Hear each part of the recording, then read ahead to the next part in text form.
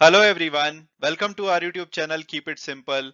आज के वीडियो में हम बात करेंगे इंडियन रुपी की, जो कि इतिहास में पहली बार $1 के मुकाबले 83 रुपीस से भी आज नीचे गिर गया।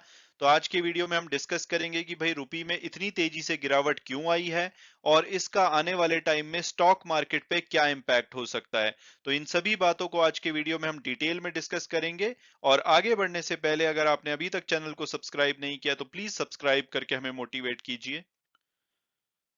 तो सबसे पहले अगर बात की जाए लेटेस्ट डेवलपमेंट की, तो आज यानी कि 19 अक्टूबर को जो इंडियन रुपी है वो हिस्ट्री में पहली बार 83 रुपीस के लेवल के नीचे चला गया, यानी कि $1 के बदले में अब आपको 83 रुपीस देने पड़ेंगे। तो जब मैंने ये वीडियो रिकॉर्ड किया है तो ये 83 रुपीस 2 पैसे के आसपास चल रहा था और आज एक ही दिन में इसमें 0.88% की वृद्धि हुई है। तो इस वजह से जो हमारी स्टॉक मार्केट है, जो कि आज बहुत ही अच्छा शुरू में परफॉर्म कर रही थी और एक बार के लिए इसने 17,607 का हाई भी टच किया था, लेकिन रुपी में गिरावट आने की वजह से बाद में इसमें कमी आई है और अल्टीमेटली ये 17,512 के लेवल पे बंद हुई है। और अब अगर बात की जाए कि भाई रुपी आखिरकार गिरा क्यों है, तो रुपी अकेली करेंसी नहीं है जो आज गिरी है। दुनिया भर की अगर हम मेजर करेंसीज की बात करेंगे तो वो यूएस डॉलर के मुकाबले आज गिरी हैं। चाहे आप यूरो को देखिए जिसमें कि 0.74% की गिरावट आई है, जीबीपी 0.76% गिरा है, जैपनीज येन 0.25% गिरा है, और इसी बीच में जो आईएनआर हमारा करेंसी है वो 0.81% गिरी है। तो ऐसा लगता है कि आरबीआई जो इंटरवीन कर रहा था रुपी को बचाने के लिए, आज इन्होंने इसको खुला छोड़ दिया। इस वजह से रुपी में भारी गिरावट आई है। और इसकी वजह क्या है, यानी कि दुनिया भर की जो करेंसी है वो गिरी क्यों है यूएस डॉलर के मुकाबले, तो उसकी वजह है यूके का इन्फ्लेशन नंबर। आपको याद होगा अभी पिछले वीक जो इंडिया और यूएस के इन्फ्लेशन नंबर रिलीज किए गए थे और दोनों ही नंबर उम्मीद से खराब रहे थे। और आज यूके का इन्फ्लेशन नंबर रिलीज हुआ है 19 अक्टूबर को। सितंबर का इन्फ्लेशन नंबर रिलीज किया गया है। यहाँ पे उम्मीद थी कि 9.9% रहेगा, लेकिन एक्चुअली में ये 10.1% आया है। यानी कि जुलाई में जो ये नंबर 10.1% था, जब इसने अपना 40 साल का जो हाई था, यानी कि 1982 के बाद का जो सबसे बड़ा हाई था, उसको टच किया था। अगस्त में इसमें थोड़ी बहुत गिरावट आई थी, 9.9% पे आया था, लेकिन वापस से जैसे कि यूएस और इंडिया के नंबर्स की हालत खराब हुई है, ऐसे यूके के भी इन्फ्लेशन की नंबर की हालत खराब हुई है और ये 10.1% पे पहुंच गए हैं। तो यानी कि 1982 के बाद अब ये हाईएस्ट लेवल पे यूके का इन्फ्लेशन हो गया है। तो इन्फ्लेशन यूके में बढ़ा क्यों है, इसकी मेन वजह बताई जा रही है कि फूड जो प्राइसेस हैं उसमें सबसे बड़ा इंक्रीज देखा गया है। 14.5% वो पिछले साल के मुकाबले में बढ़े हैं, जो कि बिगेस्ट जंप है 1980 के बाद। तो इन्फ्लेशन ने दुनिया भर की कमर तोड़ रखी है और यूके भी उसमें शामिल है। और अब अगर बात की जाए कि भाई इसका इम्पैक्ट दुनिया भर की स्टॉक मार्केट्स में क्या होगा, तो डेफिनेटली ये इनडायरेक्टली स्टॉक मार्केट के लिए नेगेटिव न्यूज है और इससे स्टॉक मार्केट में भारी गिरावट भी आ सकती है। तो उसका रीजन ये है कि जो इन्फ्लेशन के नंबर आए हैं, उसके बाद यूके का जो बैंक ऑफ इंग्लैंड है, जैसे हमारे यहाँ पे आरबीआई है, यूएस में फेडरल रिजर्व है, ऐसे ही जो यूके का जो सेंट्रल बैंक है वो बैंक ऑफ इंग्लैंड है, ये फर्दर रेट बढ़ाएगा। ऑलरेडी ये दिसंबर 2021 में 0.25% पे इंटरेस्ट रेट होते थे, जो कि बढ़ करके 2.25% हो गए, यानी कि 9 महीने में ऑलरेडी ये 2% से इंटरेस्ट रेट बढ़ा चुके हैं। और ये फर्दर इंटरेस्ट रेट बढ़ाएंगे क्योंकि अपने इन्फ्लेशन नंबर को ये 2% के आसपास लाना चाहते हैं, जो कि अभी 10.1% पे है। तो आप इमेजिन कर सकते हैं कि कितनी बुरी तरह से इंटरेस्ट रेट अभी भी बढ़ने वाले हैं, जो कि डेफिनेटली स्टॉक मार्केट के लिए नेगेटिव है। इसके अलावा जो यूएस डॉलर है वो अब जापानीज येन के मुकाबले 32 साल के पीक पे पहुंच गया है और 2 वीक से इसमें थोड़ी बहुत स्टेबिलिटी देखी जा रही थी, लेकिन आज फिर से ये बहुत तेजी से बढ़ा और आज ये 0.31% जो यूएस डॉलर इंडेक्स है बढ़ करके 112.48 के लेवल पे बंद हुआ है।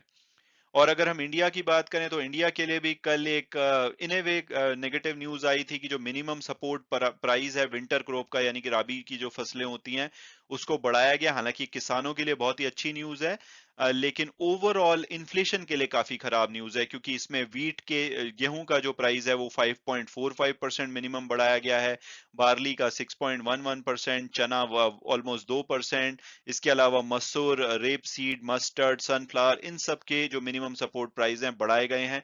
तो सपोर्ट प्राइस बढ़ेंगे तो इन्फ्लेशन बढ़ेगा। इन्फ्लेशन ऑलरेडी 7.41% था और अगर ये फर्दर बढ़ता है तो हमारे यहाँ पे भी आरबीआई रेट बढ़ाएगा। जो हमारे यहाँ पे जो रेट 4% के आसपास चल रही थी अप्रैल तक, वो अब बढ़ करके 5.9% हो गई है, यानी कि आरबीआई ऑलरेडी 1.9% बढ़ा चुका है। और जो एक्सटर्नल मेंबर हैं आरबीआई के, वो ऐसा बोल रहे थे कि आने वाले टाइम में 6% के बढ़ाने के बाद, यानी कि 0.1% बढ़ाने के बाद आरबीआई थोड़ा सा पॉज लेगा और इसको ज्यादा नहीं बढ़ाएगा, क्योंकि इससे रिसेशन का खतरा है। लेकिन जिस तरह से इन्फ्लेशन दुनिया भर में बढ़ रहा है और इस एमएसपी बढ़ाने की वजह से हमारे यहाँ पे फर्दर इन्फ्लेशन बढ़ता है, तो उसके बेसिस पे डीबीएस बैंक का ये मानना है कि इस साल में 0.6% तक रेट बढ़ाई जा सकती है। अभी 2 मीटिंग और होनी है नवंबर और दिसंबर में, उसमें अगर 0.6% बढ़ती है तो हमारा जो की रेट है, रेपो रेट है, वो 6.5% हो जाएगा, जो कि स्टॉक मार्केट के लिए डेफिनेटली नेगेटिव न्यूज है। तो मेरी पर्सनल ओपिनियन यही होगी, अगेन आप अपनी फर्दर रिसर्च कीजिए, लेकिन मेरी पर्सनल ओपिनियन ये होगी कि इस टाइम पे स्टॉक मार्केट में बहुत ही केयरफुली इन्वेस्ट कीजिए, क्योंकि आपके पास लॉन्ग टर्म विजन होना चाहिए, क्योंकि शॉर्ट टर्म में कुछ भी हो सकता है। और अभी जिसमें जो तेजी आई है उसके बाद लोग काफी पॉजिटिव हो रहे हैं, लेकिन मेरे हिसाब से बहुत ही ज्यादा केयरफुल रहना चाहिए। लीवरेज पोजीशन बिल्कुल नहीं होनी चाहिए, यानी कि लोन लेके आप बिल्कुल भी पैसा मत लगाइए, उतना लगाइए जिसमें कि अगर short term to medium term में थोड़े लॉसेस आ सकते हैं तो आप होल्ड कर सकते हैं लॉन्ग टर्म के लिए। नहीं तो इसमें किसी भी तरह से बड़ी गिरावट आ सकती है। और अब अगर बात की जाए कि भाई यहाँ से नेक्स्ट बड़ा इवेंट क्या होगा, तो आज ही वो बड़ा इवेंट हो सकता है ऑयल फ्रंट पे। जो यूएस के प्रेसिडेंट है जो बाइडेन, वो उम्मीद की जा रही है कि अनाउंस करेंगे कि जो इनका 15 मिलियन बैरल जो नेशनल इमरजेंसी रिजर्व में पड़ा है, ये उसको रिलीज कर लेंगे। ये लास्ट पोर्शन है, तो वहां पे जो ऑयल रिजर्व है वो बचेंगे नहीं। तो ये अगर इसको रिलीज करते हैं तो जो क्रूड ऑयल का प्राइस है वो उसमें गिरावट आ सकती है। और यूएस कैसे मैनेज करेगा, तो यूएस का प्लान ये हो सकता है कि भाई जब आने वाले टाइम में प्राइसेस गिरे तो ये उसको रीफिल कर लेंगे, बट अभी के लिए प्राइस को थोड़ा स्टेबलाइज करने के लिए ये ऑयल रिलीज कर सकते हैं, क्योंकि नवंबर में वहां पे मिड टर्म इलेक्शन है यूएस में। उससे पहले किसी भी तरह से ये इन्फ्लेशन को कंट्रोल में लाना चाहते हैं, और इन्फ्लेशन को कंट्रोल में लाने के लिए जो क्रूड ऑयल के प्राइसेस हैं उसको कंट्रोल में लाना पड़ेगा, क्योंकि इन्होंने सऊदी अरेबिया को बहुत रिक्वेस्ट करी लेकिन वो माने नहीं, उन्होंने प्रोडक्शन कम करने का अपना डिसीजन लिया है। तो अब यूएस को ये कदम चलना पड़ेगा जिससे कि क्रूड ऑयल में थोड़ी गिरावट आए और मिड टर्म इलेक्शन में ये अपनी जनता को कुछ दिखा पाए। हालांकि इससे ऑयल में थोड़ी वॉलेटिलिटी आ सकती है। ऑयल का इस टाइम पे पंगा चल रहा है, एक तरफ तो चाइना में लॉकडाउन चल रहे हैं, डिमांड स्लो है, तो उसकी वजह से ऑयल की जो डिमांड है दुनिया भर में कम हो रही है।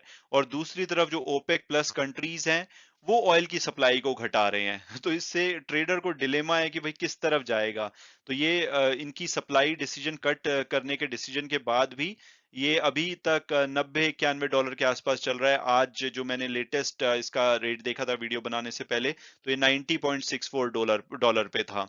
तो अगर जो बाइडेन इसको रिलीज करते हैं अपना नेशनल रिजर्व को, तो हो सकता है कि इसमें गिरावट आए, जो कि इनडायरेक्टली इंडिया के लिए अच्छा होगा, क्योंकि हम बहुत सारा ऑयल प्राइस ऑयल इंपोर्ट करते हैं। अगर उसके प्राइसेस गिरेंगे तो हमारे लिए अच्छा होगा, हमें कम डॉलर खरीदने पड़ेंगे ऑयल खरीदने के लिए, और इससे हमारा रुपी भी थोड़ा सा और स्टेबल हो सकता है। मैं उम्मीद करता हूं कि आपको ये वीडियो पसंद आया होगा और आपने कुछ नया जाना होगा। Thanks so much for watching the video and God bless you all.